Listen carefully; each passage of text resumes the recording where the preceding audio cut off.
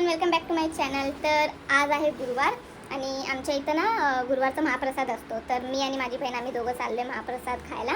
तर सडनली आम्ही त्या रस्त्यावर जात होतो, आम्हाला माहीत पण नव्हतं की तिथे महाप्रसाद असतो करून। आमचा रूट वेगळा आहे, चाय प्यायला जायचा, आमचा एकच रूट आहे। पकोडे खायला जात होतो। हां, तर त्या दिवशी आम्हाला ना पकोडे खायचे होते चायनीज। तर आम्ही त्या रस्त्याला गेलो तर तिथं बघितलं की साईबाबाचा प्रसाद वाटप करायला लागले। तर महाप्रसाद होता।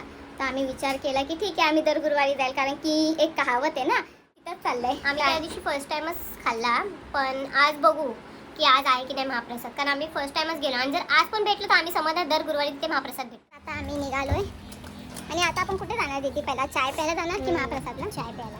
आम्ही सर्वात पहिला मार्केटला जातो आणि पहिला चाय प्यायला यायला। कमेंट करून नक्की सांगा कोणाकोणाला चाय आवडतो। मी पण काय प्रश्न आहे का यार, सगळे कोणाकोणाला चाय आवडतो, कोणाकोणाला आवडत पण नाही ना, असं काही नाही, सगळ्यांना चाय आवडतो। महाप्रसादाला अजून टाईम आहे, कारण की तिथं बोर्ड लावला होता 7 वाजता महाप्रसाद चालू होईल करून। तर आम्ही तोपर्यंत साईबाबाचे दर्शन केले, गणपती बाप्पाचे पण दर्शन करून झाले आमचे। तर आम्ही